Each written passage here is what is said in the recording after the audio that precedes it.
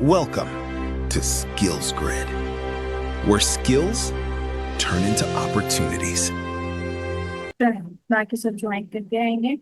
So we are talking about I help you. Who वाला जो section है उसके अंदर आप ऐड करेंगे the name of your target audience.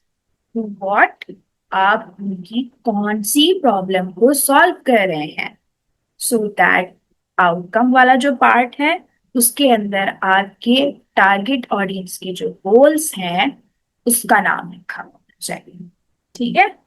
I hope अब क्लियर हो गया होगा. नहीं हुआ तो बता दें, मैं दोबारा एक एग्जाम्पल देके समझा देंगे. मासूमा, मशाल, ये समझ में आ गया आप लोगों को स्टेप नंबर 4? स्टेप नंबर 3 मुझे पूछना है. असल में मीटिंग बंद हो गई थी तो मुझे स्टेप नंबर 3 पूछना था, द आउटकम आई प्रोवाइड के बारे में. Step number 3. Step number 3. Okay. The outcome I provide. Outcome basically the goals and the desires of your client. यानी आपका क्लाइंट आपसे जो सर्विस ले रहा है उसके बाद उसको क्या रिजल्ट मिलना चाहिए. जैसे you are a special educator, right? तो आप किसको सर्व कर रहे हो? स्पेशल नीड्स स्टूडेंट्स को सर्व कर रहे हो. ठीक है. तो आपके क्लाइंट्स कौन है? स्पेशल नीड्स चिल्ड्रन आपके क्लाइंट्स नहीं है, उनके पेरेंट्स आपके क्लाइंट्स हैं. ठीक है. तो आउटकम आपके पेरेंट्स को क्या मिलेगा कि आपके जो स्पेशल नीड्स के बच्चे हैं वो अपने डेली रूटीन के काम, डेली फंक्शनिंग वो अपने पेरेंट्स की हेल्प के बगैर कर सकें. वो वॉशरूम खुद जा सकें. ठीक है. वो खाना खुद से खा सकें. वो ड्रेसअप खुद से हो सकें. वो खुद से तैयार होके स्कूल या कहीं भी जा रहे हैं तो जा सकें. वो पब्लिक के अंदर इजीली बैठ सकें. These are the outcomes, these are the goals. जो आप जिसको आप सर्विसेज दे रहे हो उसको आपकी सर्विस से मिला क्या, वो आपका आउटकम है. After working with the autistic parents, they will be able to leave the child freely. वो अपने बच्चे को अपनी नजरों से हटा के भी रख सकते हैं तो उनको कोई परेशानी नहीं होगी. अब समझ में आया? जी जी, अब समझ में आ गया. ओके.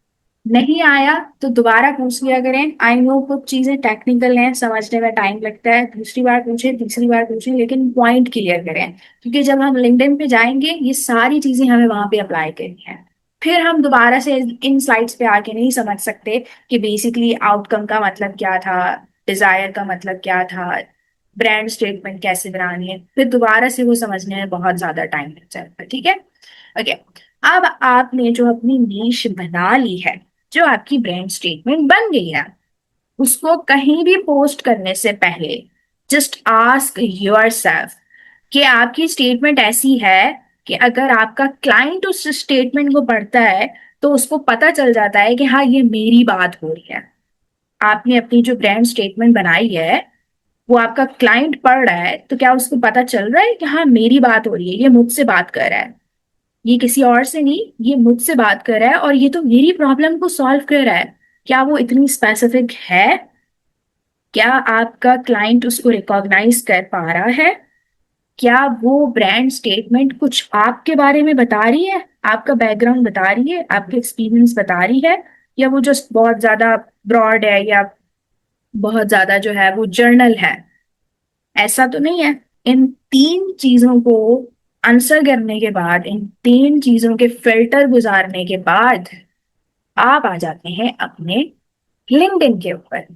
और लिंक्डइन पे सबसे ज्यादा इंपॉर्टेंट चीजें ये तीन चीजें होती हैं: your headline, your about section and your post.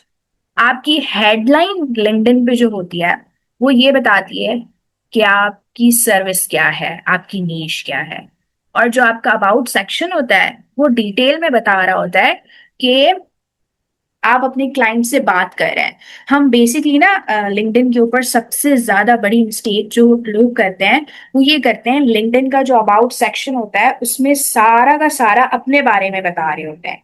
मैं ये हूँ, मैंने ये अचीव किया है, मैं ये करता हूँ, मैं ये करती थी, फिर मैंने साइकोलॉजी ऐसे ली. नहीं. अगर आप चाहते हैं कि लिंक्डइन पे आपको क्लाइंट्स मिलना है तो फिर आपने अबाउट सेक्शन इस तरीके का लिखना है कि आप उस क्लाइंट से बात कर रहे हैं. कि इधर आओ, मैं बताऊं कि डिटेल में बताऊं कि मैं तुम्हारी कैसे हेल्प कर सकता हूँ। आ जाओ मुझसे बात करो। मैं मौजूद नहीं हूँ लेकिन आप मेरी प्रोफाइल पे आ गए हो, तो मुझे तो आपसे बात करनी है।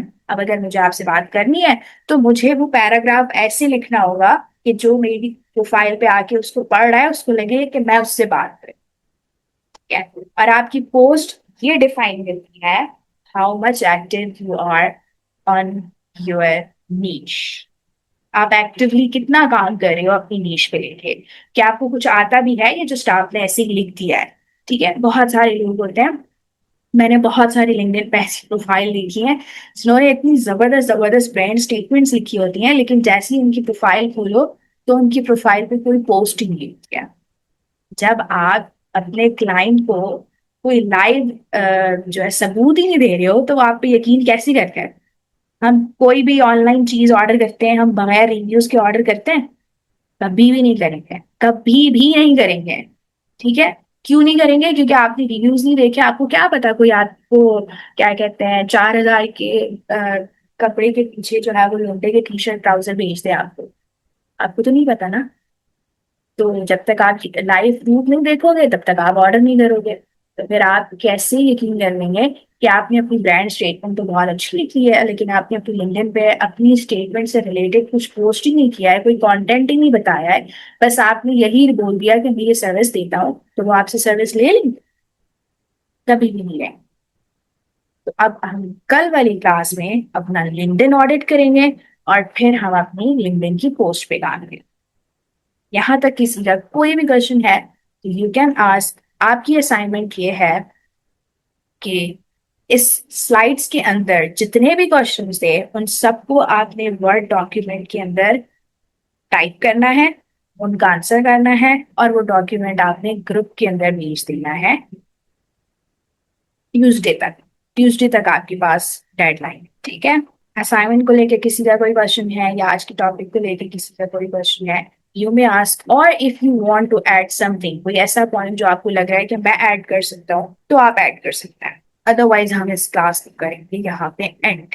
मैम मुझे असाइनमेंट के बारे में पूछना था कि ये जो मतलब कोई डॉक्यूमेंट हमें मिलेगा उसमें फिल करना है या हमें मतलब सारी इस स्लाइड्स में जो जो क्वेश्चंस या एक्टिविटी की हैं वो करना है। डॉक्यूमेंट आपने खुद ही बनाना है। जिस तरीके से मैंने लास्ट वाला डॉक्यूमेंट बनाया हुआ था ना, ऊपर इंटर्नशिप का नाम लिखा हुआ है, आपका नाम लिखा हुआ होना चाहिए, वो सारी डिटेल्स उसमें लिखी हूँ। फिर जितने भी क्वेश्चंस इस स्लाइड्स के अंदर थे जिनका आंसर आपने अपनी लाइक किया, किसी का आंसर आपने नहीं किया, उन सब के आंसर्स आपने टाइप करने हैं, उसको सेव करना है और फिर उसको ट्यूसडे वाले दिन 8 बजे ग्रुप में भेज देना है। ठीक है? और कल हमारी क्लास होगी। हम कल जो है वो लिंक्डइन के ऊपर ऑडिटिंग करेंगे। ठीक है? इंशाल्लाह। ओके जी। कल तक की क्लास के लिए अपना बहुत सारा ख्याल रखें, दुआ में याद रखें। Good bye everyone. अल्लाह हाफिज।